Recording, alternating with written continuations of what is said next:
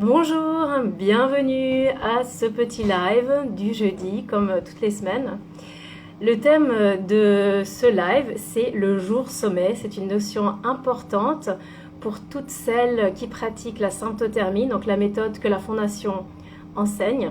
C'est vraiment une notion clé. Donc on va vous expliquer cela en bref avec Fabienne que j'invite tout de suite. Un petit instant. Fabienne. Moi, je suis en Turquie encore en ce moment. Il fait super beau et chaud. Donc, je profite et je suis sur la terrasse. Alors, Fabienne, où es-tu?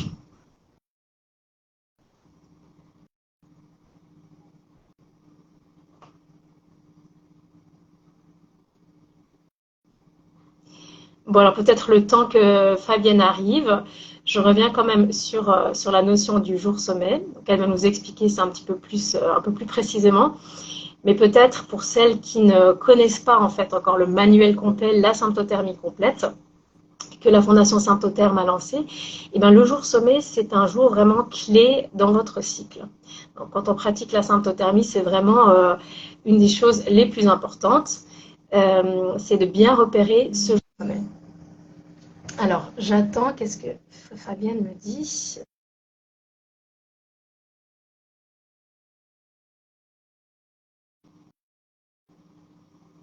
Petite pause, j'attends toujours Fabienne. Donc, je reviens sur le jour sommet. Effectivement, c'est un jour clé parce que c'est finalement le dernier jour. Ah, et voilà, Fabienne va prendre la relève, c'est parfait. Bonjour Bonjour Fabienne. Marielle, Coucou, tu vas bien? ça va bien? Ouais, ouais. Super. Il fait un petit peu gris chez toi, on dirait. Ouais, mais il fait moite. C'est lourd. D'accord. Ouais, ouais, Lourd, c'est hein? Ouais, ouais, ouais. nuageux, mais c'est un peu éblouissant. Bon, Bon, bon, écoute, alors aujourd'hui, on a un thème assez important, c'est le jour sommet. et Donc, oui. j'allais justement dire, donc c'est vraiment une notion importante, justement, quand on pratique la symptothermie qui est décrite dans le manuel La symptothermie complète. Oui. Peut-être que, ben oui, pour commencer, pourquoi c'est si important que ça, finalement, Eh bien, la notion du jour sommet? parce que c'est avec le jour sommet qu'on peut fermer la fenêtre de fertilité de façon certaine en double contrôle. Alors, le jour sommet, c'est aussi une notion qui existe dans la méthode Billings, qui est une méthode qui ne connaît pas la température ni la palpation du col. Hein, c'est une méthode qui est basée uniquement sur la glaire. Et le jour sommet, bah, c'est le sommet de la fertilité. En anglais, on parle aussi de pic, jour pic. Et ce jour sommet, bah, c'est en fait c'est le critère qui permet de fermer la fenêtre de fertilité. Donc avec la méthode Billings et qui permet de fermer aussi avec la température en double contrôle chez Samto. Ok, Fabien, il y a juste un petit couac avec la connexion Internet. Ah, Alors, je ne sais pas si je suis la seule, mais il me semble qu'il y a un petit décalage de son et d'image. Alors, moi je t'entends, c'est impeccable. d'accord. Bon. Moi, Donc je te voilà, vois un peu flou, mais bon. donc le jour sommet, c'est vraiment une notion très importante parce que c'est un des deux piliers du double contrôle. Voilà, et Et comment est-ce qu'on peut le repérer finalement? alors, sommet, Quand on euh, observe son cycle, qu'est-ce qui va faire qu'on a repéré le sommet en fait? bah, ce qui va faire... alors déjà, c'est une notion qui est super importante. Le sommet, en fait, on parle du sommet de la fertilité. Alors, c'est sommet de la glaire fertile. Normalement, on est sur le dernier jour de glaire fertile ou très fertile. Et merci Alexia, merci Billona. Voilà, donc c'est le dernier jour de glaire fertile ou très fertile, sachant que derrière, ça va être suivi par une glaire absente ou infertile. Donc ça, c'est la définition dans la symptothermie, dans la méthode Samto. D'autres méthodes vont avoir des définitions un petit peu plus floues, où on va parler du jour de summum de glaire fertile. Donc la glaire la plus fertile, sachant que derrière, elle va basculer vers une qualité moindre. Donc, on va passer d'un grand bâton à un petit bâton dans ces méthodes, comme Sensiplan ou comme Billings, où on va passer chez nous, c'est clair, on passe d'une glaire fertile à une glaire infertile, donc collante, épaisse ou absente. Dans la série, j'ai regardé et il n'y avait rien à voir. Oui, cette glaire, en fait, infertile ou disons qui est dégradée, on va dire, c'est ce qu'on appelle nous, le nuage jaune, en fait. Donc, Oui, c'est qualifié par l'icône du nuage jaune. Comme ça indique bien la différence entre une glaire vraiment pré-ovulatoire, ovulatoire et une glaire justement post-ovulatoire qui est beaucoup plus compacte, qui est plutôt sèche, cassante, collante. Et sachant que chez certaines femmes, il n'y a pas forcément ce profil-là, mais il y a une absence de glaire. Donc en fait, on va toujours confirmer le jour sommet, ça c'est hyper important, oui, sur plusieurs jours. Il faut bien confirmer qu'on n'ait plus de signes de fertilité. Donc oui. ça, Alors, c'est pas une journée, effectivement, c'est le jour sommet, c'est le dernier jour de glaire fertile. Par contre, pour fermer la fenêtre de fertilité, il va falloir attendre plusieurs jours pour confirmer qu'il n'y a pas un retour de glaire fertile. Donc, sur les méthodes d'observation du cycle, on va être sur JS plus 3 en symptothermie ou JS plus 4 si on n'a pas la température. Donc, un jour sommet avec une glaire fertile, suivi de 3 ou 4 jours de glaire absente ou de glaire infertile. Donc, la glaire infertile, comme tu le disais, on est sur une glaire qui va coller, qui va pas. Quand on fait ça avec les doigts, en fait, la glaire, elle glisse pas, elle accroche, elle fait des bouloches. Elle est collante, elle est plus du tout fluide, ni visqueuse, ni liquide. C'est vraiment une glaire épaisse dans le sens collant. Et cassant, il y a quelque chose aussi de très cassant, je trouve. Quand on fait ça, elle n'est pas cassante, mais quand on fait ça, la glaire fertile, elle va faire un fil, elle va être filante, alors que la glaire infertile, elle va casser. Quand on va écarter les doigts comme ça, on va se retrouver avec un petit paquet de glaire là, un petit paquet de glaire là. Et généralement, elle va même casser très très vite. Le fil va faire moins d'1 centimètre. Dès que la matière se sépare, en fait, on se retrouve avec 2 paquets sur chacun des doigts. Et là, on est sur une glaire après ovulation. Donc, la notion de jour sommet, c'est vraiment une notion importante parce que c'est celle qui permet de croiser l'évolution de la glaire avec la température et qui permet de fermer la fenêtre de sécurité correctement.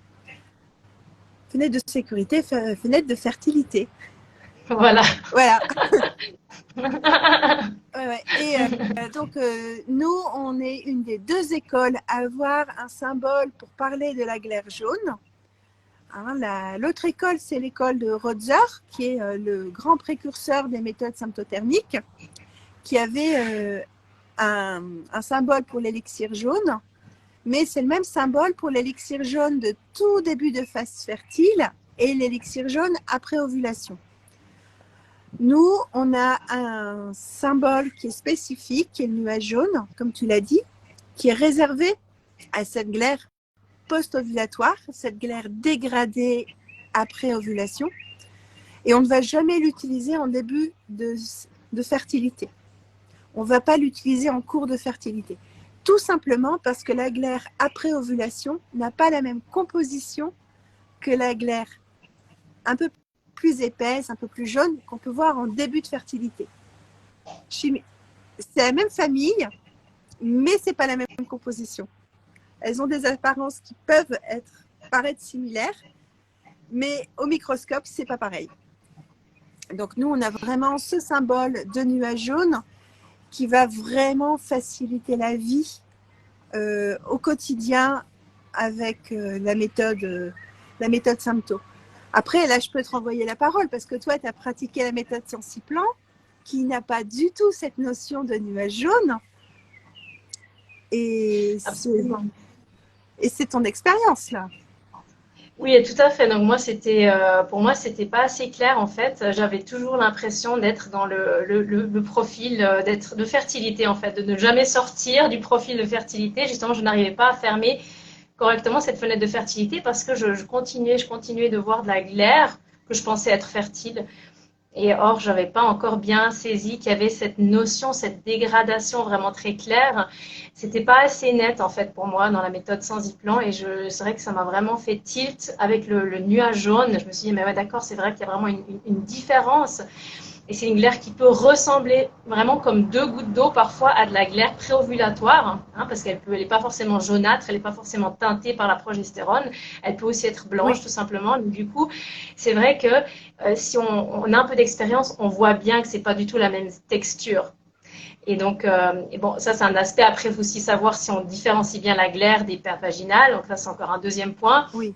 On a déjà parlé de ça dans d'autres lives, mais effectivement, la notion du nuage jaune a été super bénéfique pour moi. Ça m'a vraiment aidé à clarifier justement ce jour pic de fertilité, être capable de vraiment de maîtriser ce basculement dans le cycle. Et Oui. donc ça, je trouve que c'est vraiment un élément génial. Et aussi le jour sommet, d'avoir quand même ce jour sommet très très net, quoi, qui marque quand même un changement très très clair dans le cycle. Oui. Et J'avais puis, pas comme ça aussi sur Sensiplan. ouais. Et puis en plus, on va avoir un symbole pour le jour sommet.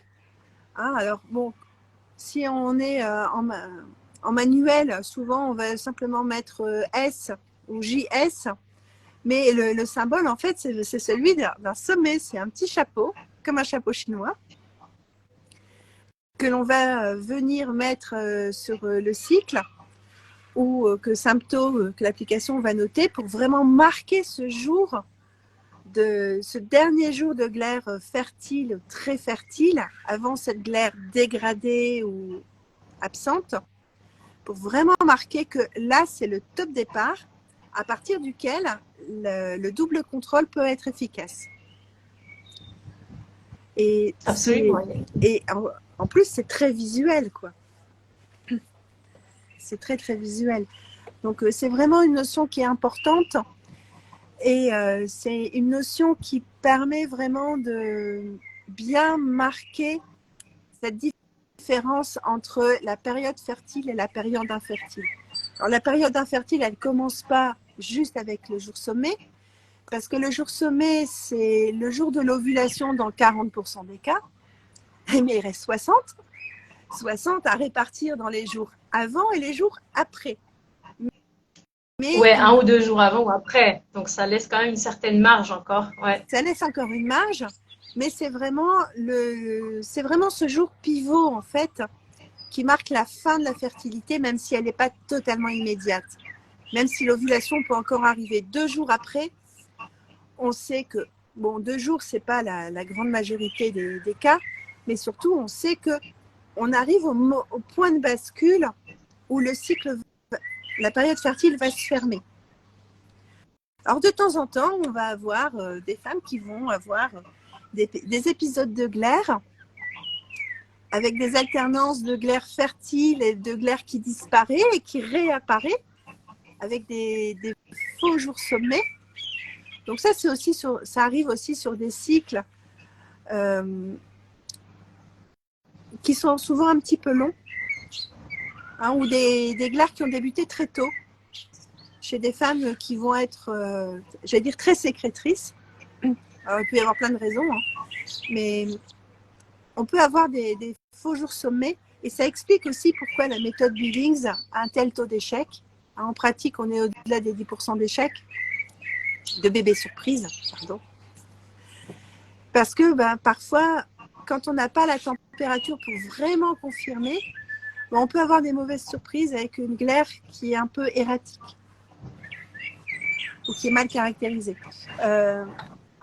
On peut avoir aussi des surprises au niveau de la glaire sur des... il y a des pathologies, je pense à la mycose, qui va entraîner des sécrétions de nettoyage et une augmentation des sécrétions qui peuvent venir perturber la lecture de la glaire et jouer avec le jour sommet. Bon, ça c'est Heureusement, c'est pas tout le temps, c'est pas toutes les femmes, c'est pas tous les cycles. Mais c'est des choses qui peuvent se produire aussi.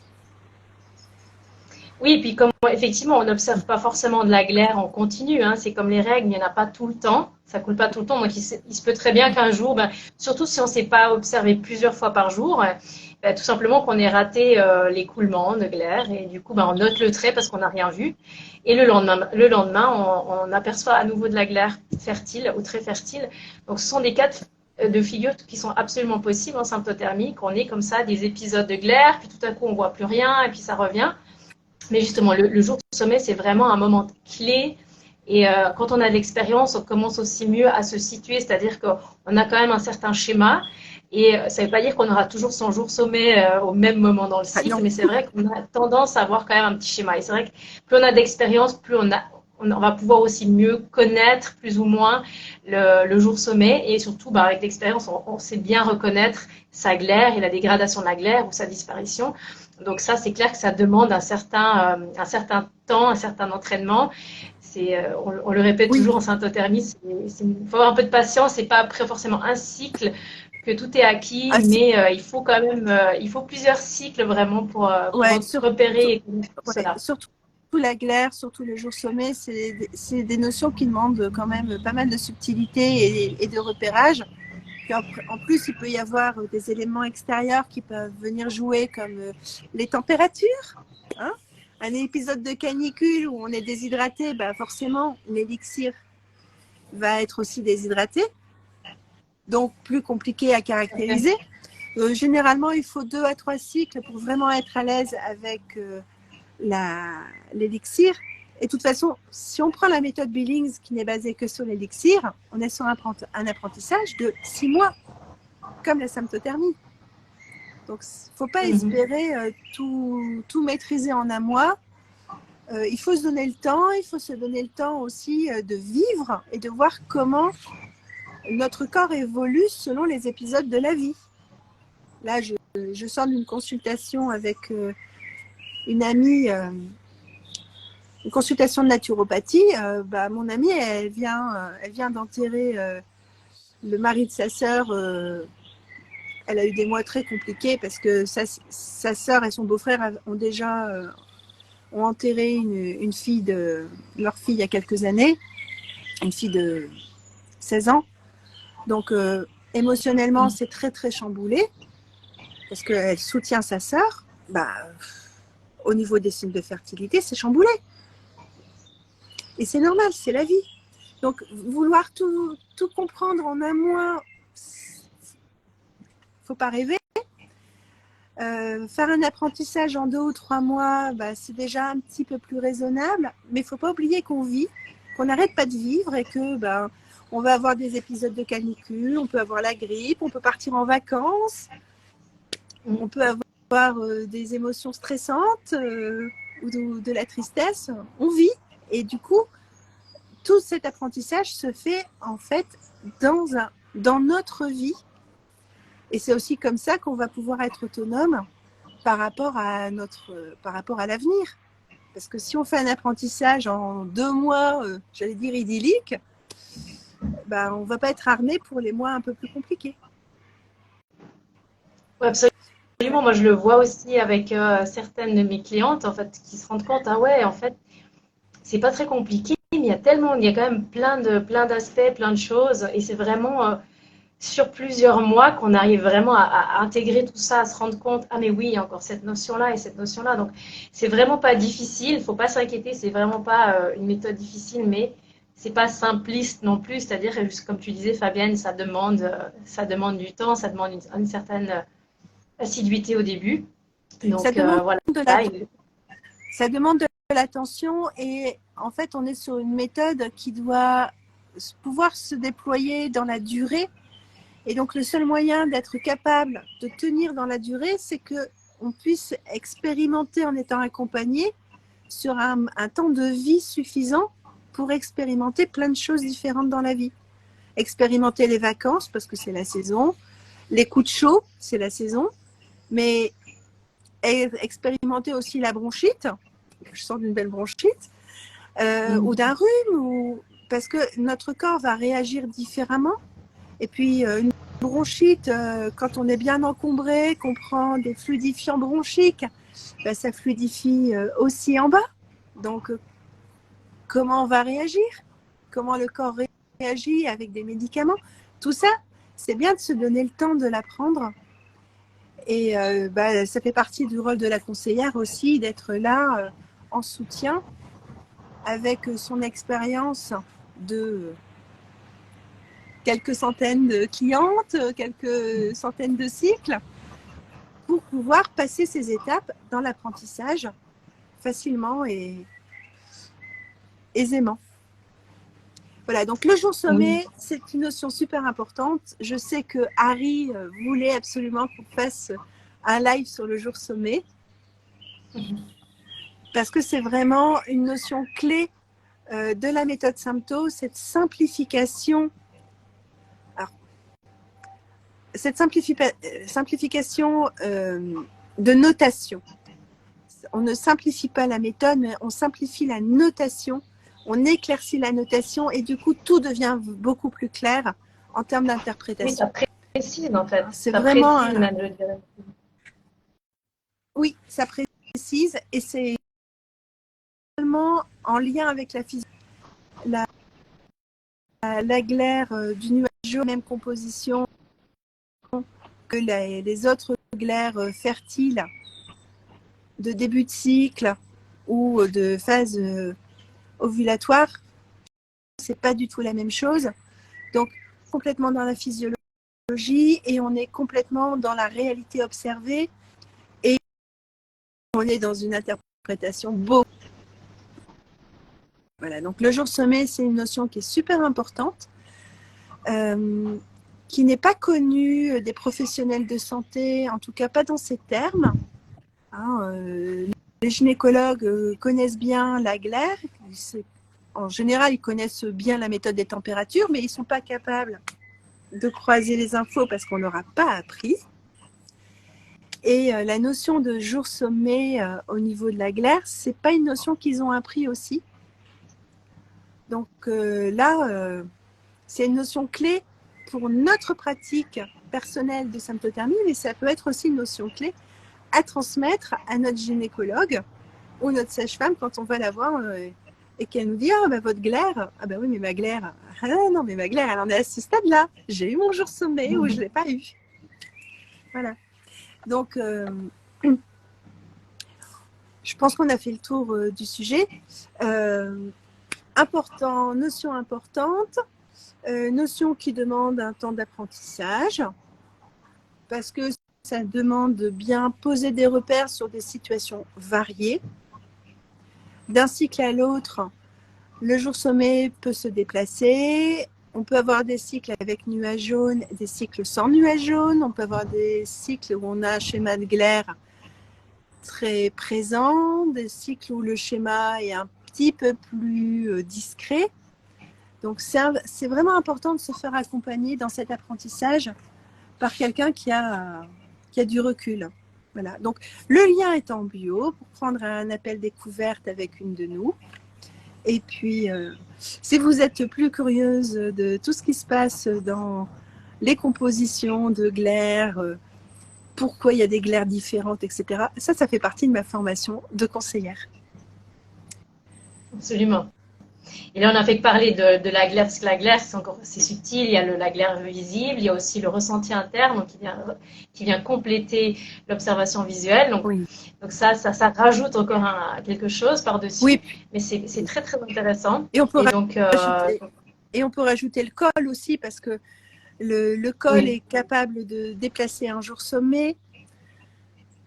Mais le col, c'est un critère qui demande encore un peu plus de temps d'apprentissage, sachant que la glaire est sécrétée au niveau du col et que le col réagit par rapport aux hormones en sécrétant des glaires différentes. Voilà. Donc oui, on peut rajouter des étages au millefeuille. Mais voilà, la notion de jour sommet, c'est une notion centrale au niveau des méthodes d'observation du cycle et c'est une méthode centrale chez Sympto qui est particulièrement facile à identifier chez nous. Tout à fait. Et encore une fois, qui n'est pas correspond pas forcément à l'ovulation, comme on pourrait toujours le croire. Le jour sommet, c'est l'ovulation. Non, ça reste 40, dans 40% des cas. Mais voilà, donc c'est un jour probable de l'ovulation, mais c'est pas forcément le jour de l'ovulation parce qu'on peut pas le savoir. C'est impossible de savoir exactement quand on ovule. Important de le rappeler aussi ça. Et c'est finalement pas si important de savoir exactement quand on ovule parce que du moment où on a de la glaire fertile ou très fertile, ben, on sait que les chances de concevoir sont là. Oui. Et donc, ce qui est intéressant en symptothermie, c'est vraiment de pouvoir fermer cette fenêtre de fertilité. Et donc, justement, grâce à ce jour sommet, on va pouvoir fermer la fertilité en corrélation avec la température. Exactement. Donc, Muriel, je vais te laisser aller parce que je sais que tu es au taquet au niveau timing. Merci, oui, exactement. Je suis dans les valises et les départs. Donc, merci beaucoup, Fabienne.